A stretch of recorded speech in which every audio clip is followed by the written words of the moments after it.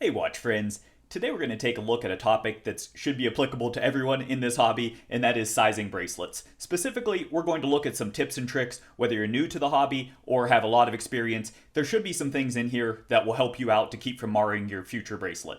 We're going to take a quick look at some pins, but I mainly want to focus today on some tips for adjusting screw bracelets. First, let's go ahead and address the tools. Everything you see on this video today is available on Amazon. I will actually have Amazon affiliate links down in the description. It is tremendously appreciated. If you click on any of those, I do get a small commission for purchases there. The first thing I want to mention, everybody should probably have just a basic toolkit. These tools that you see over here, as well as cheap spring bar, these are available in very inexpensive packages that you can get, and most of the tools I really don't think you need an upgraded version. This pin tool, you'll get mixed feedback for this, but personally I've had good luck with them, and they do generally come with replacement tips. But if you don't like that style, you can go with just a block. This will work for your pin style, and it's good to hold bracelet in general as well. Just a cheap hammer. This is going to be nylon on one side, metal on the other. We'll use the nylon the most, and then just some pins to use with the hammer in the tool, or in the holder rather. Those will help you out to get through basically everything for your pin style bracelets. But for today, wanted to focus on spring bar tools. Spring bar tools with the cheap kits, you will get one. Don't recommend sticking with those. I would upgrade that to something like a Burgeon or something along those lines. But for our screw bracelets today, we're going to be using, this is from Wera, and this is a 1.2 millimeter driver. This should be sufficient for most of your purposes. And this you will find is infinitely higher quality than you're going to find typically that comes with your watches. In this, it makes it so much easier, so much safer to keep from marring, and they're very inexpensive, so there's no reason you shouldn't pick some of these up. I generally keep 2 or 3 of these at minimum on hand at any given time, just in case. All right, so with all that out of the way, let's go ahead and actually take a quick look. So first, with the pins. One way to tell the difference between these is you might notice whenever you're looking at your bracelet, sometimes you're going to think that you have screws because they'll have a little slot in the middle and it looks like a screw head, but always look on the back of the bracelet, and if you see these arrows, that means you're dealing with pins. So now, once you've determined that and know whether you're dealing with screws or pins, in this one, as you can see here, nothing on the back, this one we know is going to be screws, and you can see nice pronounced heads. I'm going to set these things to the side, and let's go ahead and actually look at some of the tips and tricks to adjusting these.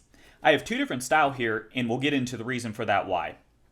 So first, when you take, and this is of course going to be the same if it's attached to the watch, when you take your new bracelet, I recommend, of course, get your screw head there, and then you're just going to line that up and just carefully place that in and get that fully seated down into the screw head.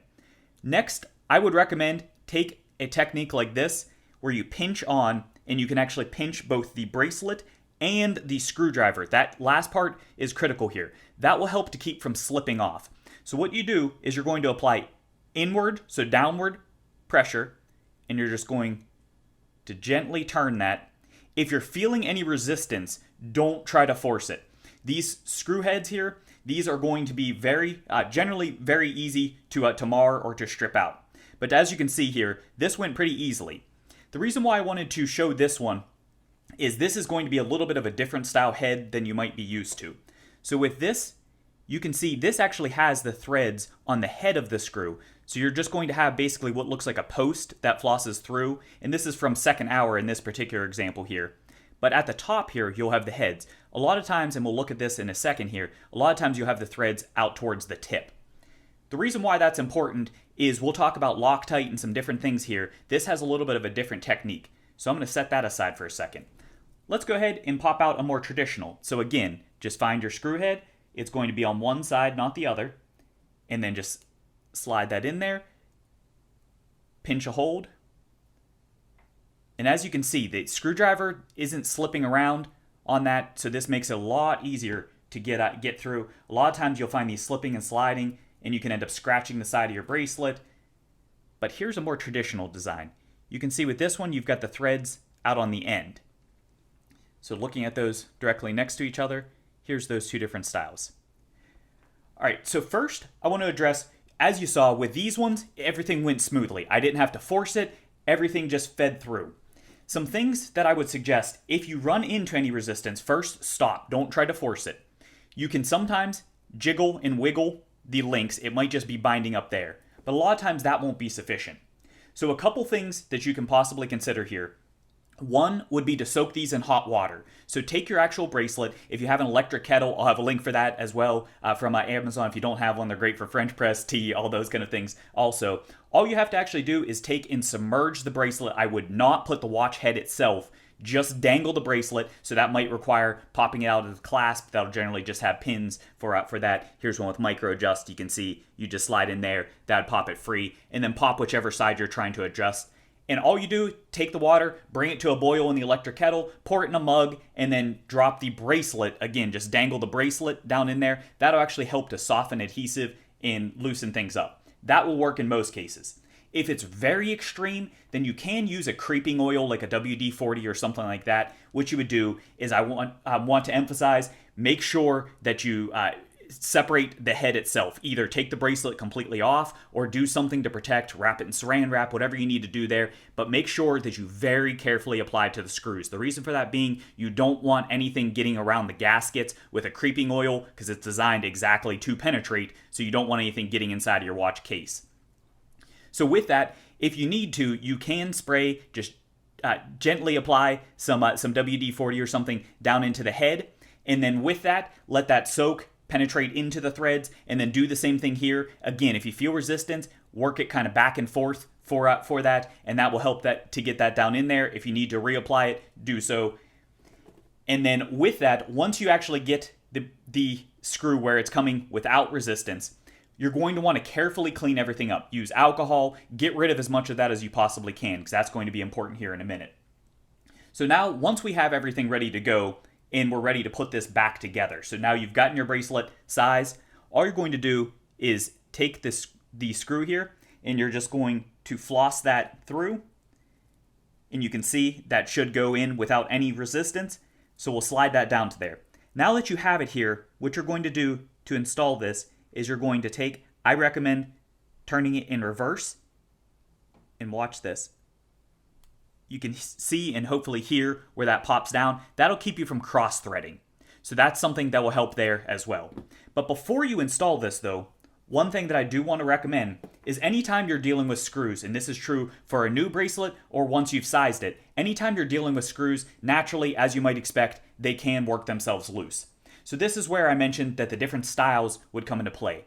I recommend applying just a small amount of Loctite. You can see here, this is the 243, which is the blue or medium strength. This is not generally the one I'd recommend. I'd recommend the 222, which is the purple. And again, I'll have that link down in the description. But what you're going to do is just, of course, open it up. I recommend taking and using a toothpick, and you can actually just apply it to just the tip of the toothpick. Just put a drop on there. And then what you're going to do, this is part where it might be a helpful tip here. I don't recommend in this style, so if it's on the end and you're going to have to floss it through, I don't recommend putting that on the male end here, so on the threads. What I would do in that case is I would take and I would actually apply to the female. So I would go into there, and you can just apply just a little bit down inside. You don't need to use a lot. That's why we're using the toothpick here. In the case of this style, here's what we're trying to accomplish. With this, as we saw, this feeds down through, meaning that if you put this onto here, you'd be feeding that Loctite all the way down through the bracelet. With this style, it's the exact opposite. Here, because the head has the threads, if you apply on the female threads here, that would actually be at the top. So then you'd be feeding this down through, and you'd be picking up that Loctite and flowing through. So with this style, I would actually apply to the threads on the screw itself. And again, same technique, just floss that down through, do reverse turn until you feel that seat. And then all you have to do is to tighten that up, just get it down snug tight. You don't have to crank these down again. The Loctite's going to do its purpose on there. That will hold it in place. And then do periodically check. And I do recommend do this on each of your bracelet links, not just on the ones that you adjusted. The reason for that being, most of the times, it doesn't come with that from the factory. So once you get everything set, you should be good for quite some time after that. So hopefully helps you out to avoid some headache and some hassle with stripping out screws and otherwise for your screw style bracelets. With the pins, ultimately this is pretty straightforward and easy here. You have the arrows, and what those arrows show you is which direction the pins go out.